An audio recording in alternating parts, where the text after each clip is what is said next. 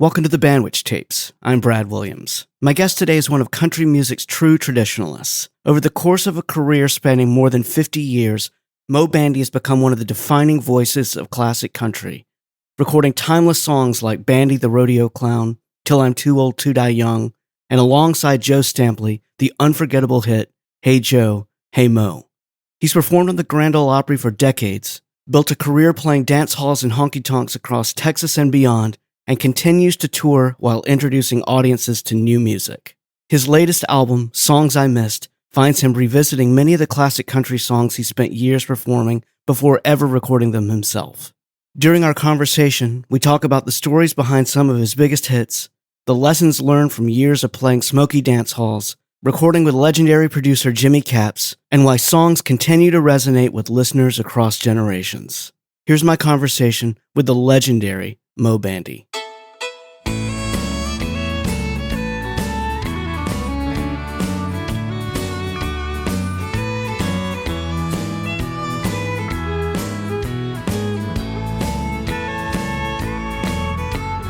Heartache number one was when you left me. I never knew that I could hurt this way. And heartache number two was when you came back again. You came back and never meant to stay. Now I've got heartaches by the number, troubles by the score. Every day you love me less, each day I love you more. Yes, I've got heartaches by the number, love that I can't win. But the day that I stop counting, that's the day my world will end.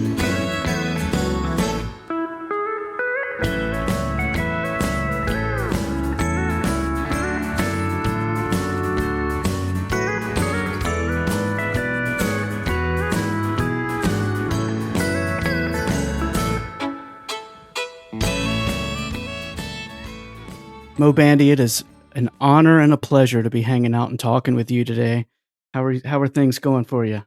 Going very well, very well. Been staying busy and traveling quite a bit, and I'm doing really, really good. Oh, that's awesome. I have been listening to your latest release, Songs I Missed, and I just can't get enough of it. It sounds great. I love the interpretation that you do on the songs. I love how you honor the originals, but put your spin and put your voice on it. I really like it. I hope you're as proud of the album as I think I am listening to it. I am. I really had a great time recording those songs. They're my favorite artists and my favorite songs, and it was just fun doing it. It was really a great time. Yeah. When you look back on the title of the album, Songs I Missed, what does the word missed mean to you? Is it songs you passed over or songs that got away or just ones that you just had to wait to do? Well, it was about 1975 in there. My brother, Mike Bandy, was having a great career. He was a great bull rider. He just went in the Bull Riding Hall of Fame recently. And he was having a great year, and I wanted to do something, a rodeo song. So I told Whitey Schaefer, I said, I need a rodeo song. My brother's doing so good. And about a month later, one night in the middle of the night, I got a call. I said, who is this? And he said, this is Lefty. And I said, Lefty who? And he said, Lefty Frizzell. I went, oh my God. And he said, Whitey and I wrote that song for you. And he sang Bandy the Rodeo Clown over the phone, and I run in there and recorded it immediately. And it's been one of the biggest songs we've ever had. That is unbelievable. What an amazing chain of events for that song to come your way. Yeah. Yeah. I've heard it my whole life, that song. I love it.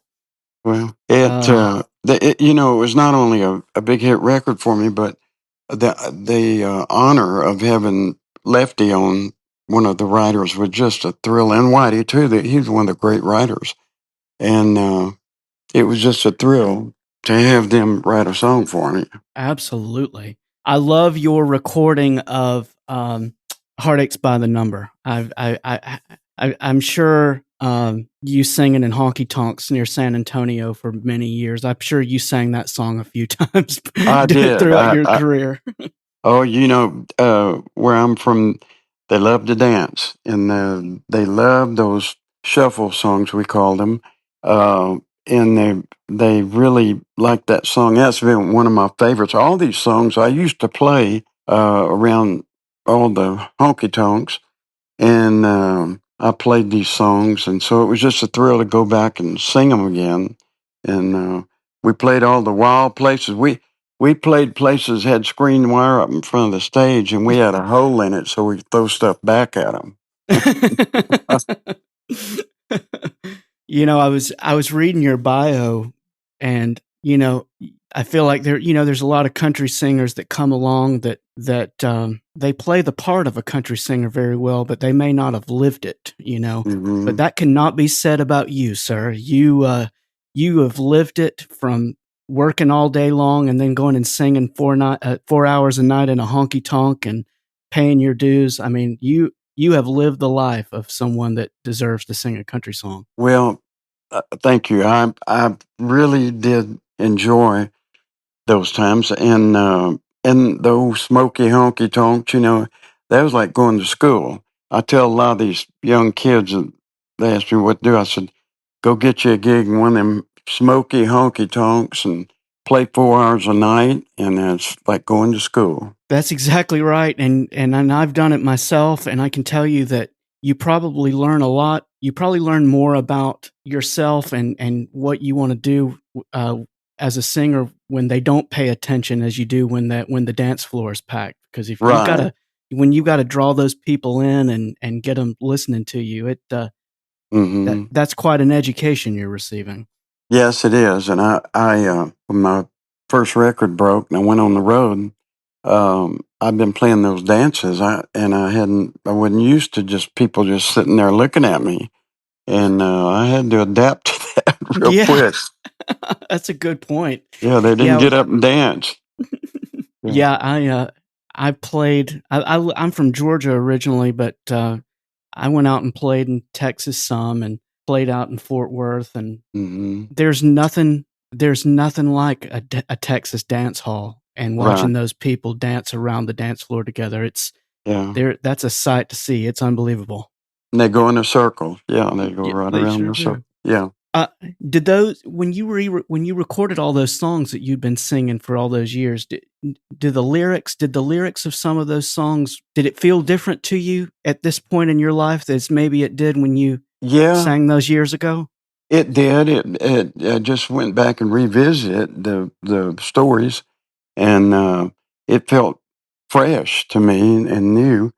And so that's what made it so much fun. We just went back and cut the ones that I used to do. Yeah. Where did you record this album? I recorded it in Nashville, at the at the think of the studio. Anyway, Jimmy Capps produced this album, and it was one of the last that Jimmy produced before we lost him. And we recorded at the Isaac Studio in Nashville. Oh, okay, all right. Yeah. Boy, Jimmy was something else, wasn't he? I mean, He was my dear friend. Yeah, and later after he passed, Michelle, his wife, and I went in and recorded a gospel album called "Thank You, Lord." And Jimmy and I were going to cut this gospel album, so Michelle and I went in and did it, and that was kind of in honor of our good friend Jimmy. Well, I'm sure Jimmy was smiling down while you guys were in the studio recording that album together. That's amazing. Mm-hmm. I'm sure. Yeah, we got you. Not only are we celebrating and talking about this great new album, but it's also I saw that hard to believe that Hey Joe, Hey Mo turning 45 years old. How does that feel? Oh, I tell you that these songs that just don't seem like we just wake up one day and they're old, But that's great that it's lasted that long. It's great that we're able to still do shows, all Yeah. these years. And but it we've got birthdays, I guess you'd call it, of a bunch of my songs, and it's really interesting. Been in the business over 50 years, Yeah. and so I've seen a lot and done a lot. I have a good friend that I've known for, gosh, probably close to 20 years now. A fellow by the name of David Rawson. You may know the name David Rawson. He wrote a song that you cut called "Boys Night Out." Yes, he sure did. Yeah, I have played music with David over the years, but mostly I have played many, many, many gigs with his kids. He has 3 kids that are all talented singers and songwriters and instrumentalists, and yeah, David speaks highly of you and Joe, and I think David played bass with Joe for many years on the road, He and did, yeah. yeah. And we did a video on that song also. Yeah, that's right. You guys did it. I forgot about that. We Yeah. sure did. I'd love to hear kind of how the origin of Boodle Bryant writing "Hey Joe, Hey Mo," and how I guess how all of that came to be. Well, I actually I was on a plane with Conway Twitty, and we kind of I finagled there and got my seat next to him, and we talked and talked, and he said, y'all need to go back and cut that Hey Joe, and I said, you know what? That's because Conway was one of the greatest song finders. He could hear a hit song in a minute. And so that gave me the idea, and we went in, cut it, and it was a big song for us. That's amazing. I don't think people realize just how many songs Boodle Bryant wrote that are just in the American songbook. It's amazing. Oh, they him and his wife were just great songwriters, and yeah, there's many hits there. Yeah. Did y'all did you talk with Boodlo about that when that song was kind of written for the two of y'all? How did that I happen? I did not. We recorded it. I think Joe talked to him, but I didn't have the chance to talk to him. But I think Joe did. But yeah, that just brought that song back, and it was a big hit for Carl Smith way back there. A big hit. Mm-hmm. Yeah, it was great then. I love love the two of you doing that song together. If the thing that's always funny to me is just how what you and Joe seem to bring out of each other when you guys would Mhm. sing a song together. It was pretty funny. Just amazing the musical relationship that you guys had together. Well, it was totally different from the direction we was going. We both had hit records, of course, and very proud of them. But it gave us a chance to go out and get a little crazy and cut some wild stuff, and it worked, And we still have both our careers. We had big records even during the Moe and Joe thing. Individually, we had a lot of big records. Yeah. I wanted to share with you personally, one of the things that I've been looking forward to talking with you about is just a personal connection. We lost my grandfather back in 1984, so it's been a long time ago. But when he passed away, my family basically adopted the song "Till I'm Too Old to Die Young," basically in honor of him. And I've been singing my whole life, and I recorded an album when I was a kid and put that song on there in honor of him. And then to this day, my daughter, who's 15, she still sings it around the house. So it's become a thing within our family. And it's an honor to get to tell you that a song that you recorded all those years ago still has a place in my family's life. And I just wanted to say thank you for that. Well, I appreciate that. And that song, I've heard so many stories about people that were about to die, and they played that song that kind of give them hope and a little bit of time left. And I've got some letters that would just break your heart. And but there's a line in there: "Let me watch my children grow to see what they become." That is a very heavy line, and I just it was a special song. When we recorded it in the studio, we knew we recorded something special. Yeah. What I find and what I think is the hallmark of every great song and a song that will stand the test of time is that you can listen to it in different phases of your life and it will mean something completely different. And that's what that Hmm. song has been for me. When Right. I listened to it as a child, it made me think of my grandfather, and now I'll be 50 this year, and I have kids of my own, and now I listen to it, and I think of Hmm. my mortality, and I think of where I am in my life, and yeah, those words that you just said, I mean, it Hmm. resonates with me, and it's yeah, you managed to record a song I believe that people will be singing long after me and you are gone from here. Well, I've been blessed to get the song, very blessed.